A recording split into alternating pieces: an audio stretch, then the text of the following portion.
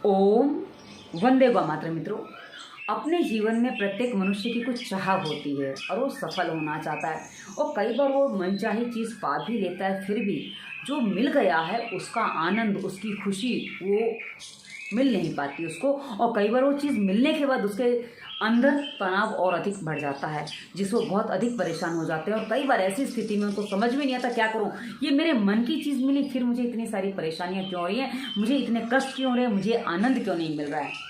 ऐसे प्रश्न कई बार मेरे सामने आए हैं, विशेषकर कंसल्टेंसी में आते हैं कि मैंने ये चीज़ पाली फिर भी ऐसा क्यों नहीं होता है। तो आज मैं इसी विषय पर आपके सामने कुछ बातें ऐसी रखने जा रही हूँ जो मैंने अनुभव से सीखी हैं, जो मैंने कुछ आप जैसे ही दर्शकों से बात करके पाई हैं, तो उन्हीं चीज़ों को आपके सामने रखने जा रही हूँ। मित्रों, होता क्या है, जैसे एक नौकरी करने वाला व्यक्ति, उसको कोई पोस्ट चाहिए है कि मुझे फलानी पोस्ट पे पहुँचना है और उसके लिए मेहनत करता है। वहीं कोई विद्यार्थी है जो पढ़ाई करता है, उसको अच्छे नंबर से उसको टॉपर बनना है।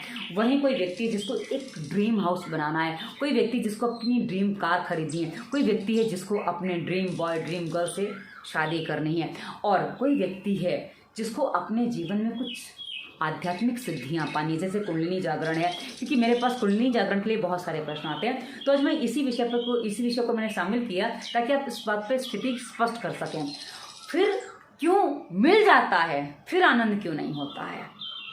मित्रों, कोई भी चीज़ प्राप्त करने की दो विधियां होती हैं, एक सही, एक गलत।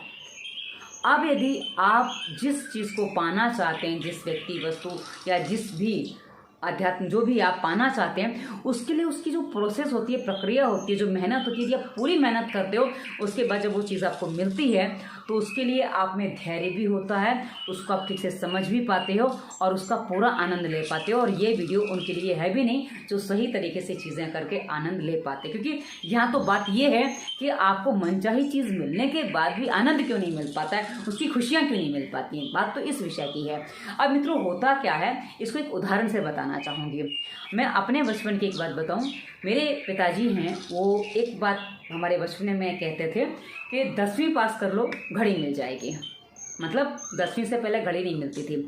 और आजकल तो हम देखते हैं छोटे छोटे बच्चे जिनको भी घड़ी में टाइम देखना नहीं है, तो उनके हाथ में भी घड़ी बंधी हुई है, ठीक है ना, वो बात अलग है। पर हमारे समय में जो स्थितियाँ थी, आप जो मेरी उम्र में हैं, जो 50-60 के आसपास के हैं, क्योंकि मैं 50 की हूँ, तो उनको पता हो गया ये बात।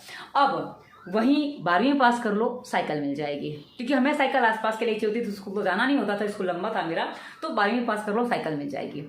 अब 10वीं 12वीं पास करके चीज़ें मिलनी थी, तो भाई हम मेहनत कर रहे हैं और 10वीं 12वीं हमने पास की और हमें ये चीज़ें मिली। अब मिलने का आनंद पूरा है क्योंकि हमने उतनी मेहनत की उसके लिए। किंतु आप गलती कहाँ करते हो कई बार। मित्रों, ईश्वर भी कुछ ऐसा ही काम करते हैं। जब हम कोई चीज़ पाना चाहते हैं ना, तो उसके लिए ईश्वर ने भी कुछ नियति निर्धारित की है।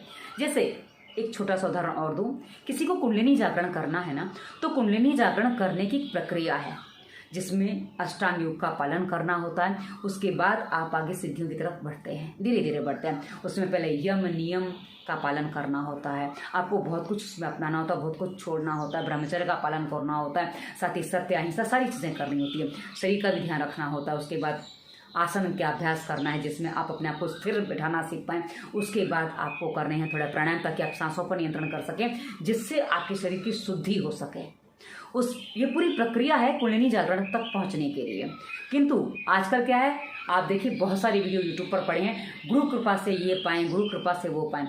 गुरु कृपा, कई बार लोगों को आते हैं ऐसे कॉल, मेरे पास भी आते हैं कि सर पे हाथ रखने से कुंडलिनी जागरण हो जाती है। क्या दीदी आप ऐसा करते हो? नहीं, ये चीज़ सर्वथा अनुचित है। क्यों अनुचित है, उसको समझिए। मित्रों, जब आप यम नियम आदि सब पालन करके कुंडलिनी जागरण स्वयं करते हैं, तो आपका शरीर उसकी जो ऊर्जाएं तैयार होती हैं, उसको अपने शरीर में लेने के लिए तैयार हो पाता है। किंतु यदि आप गुरु कृपा से कुंडलिनी जागरण करवाते हैं, तो क्या होता है, आपके ऊपर शक्तिपात तो हो गया, लेकिन आपका शरीर उसके लिए तैयार ही नहीं है।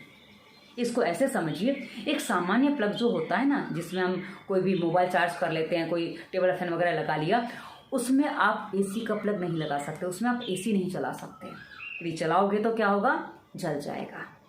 और मित्रों, कुंडलिनी जागरण की प्रक्रिया वो एसी चलाने वाली बात है।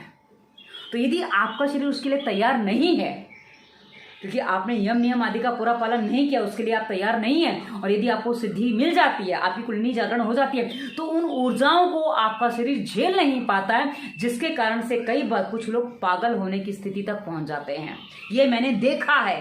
शरीर में इतनी जलन होती है, इतनी भयंकर पीड़ा होती है, सर भन्नाने लगता है, सर घूमने लगता है, ऐसा लगता है किसी को सांप लौट रहे हैं शरीर में।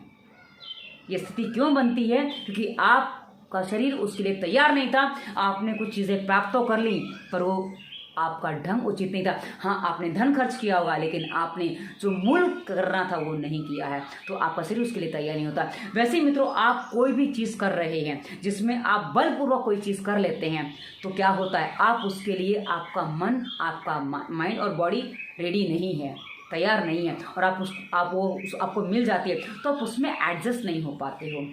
जैसे आप किसी लड़की या लड़के को पाना चाहते थे, तो हमारा जीवन साथी बनाना चाहते थे, आपने उसके सामने कुछ दिखावे करके उसको अपने साथ ले लिया, मतलब उसके साथ आपने विवाह भी कर लिया, लेकिन आप जीवन भर दिखावा नहीं कर पाएंगे। क्योंकि मेरे साथ ये चीज़ हो चुकी है। मेरे पति ने दिखावा करके मेरे साथ मेरे जीवन में आ गए थे, लेकिन बाद में दिखावा मेंटेन नहीं होता, तो फिर बाद में गड़बड़ हो जाती है। इसलिए जब आप कोई भी चीज़ अनुचित मार्ग पर चलकर अपनाएंगे, पाएंगे, तो हमेशा सदैव आपको दुखी ही करेगी, वो उसका आनंद लेने ही नहीं देगी, क्योंकि आपका जो मूल है वो वहाँ नष्ट हो जाता है। और ऐसी स्थिति में आप प्रसन्न कैसे हो सकते हैं, क्योंकि आपकी पहचान ही वहाँ चली जाती है। मित्रों, यदि आपके साथ ये चीज़ हो गई है, जब इससे बाहर भी तो निकलना है ना, तो जो आपने दिखावा किया था, या तो उसके लिए तैयार हो जाओ, करिए। अन्यथा इसी वीडियो के डिस्क्रिप्शन में हमने बहुत सारी प्लेलिस्ट दी हैं, क्योंकि रोग भी कई बार ऐसी स्थिति में आ जाते हैं, तो रोगों पर वीडियो मिलेंगे। आप एक एक प्लेलिस्ट खोल के देखेंगे, आपको आर्थिक काम के बहुत सारी वीडियोस मिलने वाले हैं। क्योंकि आपको समाधान चाहिए, आपको अपने आप को प्रसन्न करना है, तो आपको बहुत कुछ करना होगा। इसके लिए आपको 4-6 दिन, 8-10 दिन का भी समय लग सकता है हमारे वीडियो देखने में, समझने में। समझिए पहले अपनी समस्या को, क्या है आपकी समस्या। और यदि आप हमसे प्रश्न करना चाहते हो, तो इसी वीडियो के डिस्क्रिप्शन में इंस्टाग्राम, फेसबुक और हमारा व्हाट्सएप नंबर भी है, ताकि आप हमें वहाँ प्रश्न भी कर सकते हैं। आप हमें कहीं भी मैसेंजर में प्रश्न कर सकते हैं और हमें फॉलो भी कर सकते हैं, क्योंकि हम वहाँ बहुत सारी मोटिवेशनल थॉट्स वगैरह डालते रहते हैं, जो आपको जीवन जीने में सहायता करेंगे, तो आप हम वो भी कर सकते हैं। और अंत में हमारा नंबर है, नंबर कंसल्टेंसी के लिए, यदि आपको बात करनी है, क्योंकि कंसल्टेंसी से कई बार आपका मन जल्दी खुल जाता है, पता चल जाता है कि हम कहाँ भूल कर गए। तो जितना जल्दी क्लियर हो जाता है, उतना ही आपका मन जल्दी शांत हो जाता है। और बाकी वीडियो देख के भी आप कर सकते हैं। फालतू विचार मुक्ति प्लेलिस्ट में इसी तरह के बहुत सारे वीडियो दिए हैं, डिस्क्रिप्शन में लिंक है, तो आप करेंगे तो आपको सारा समाधान मिलेगा।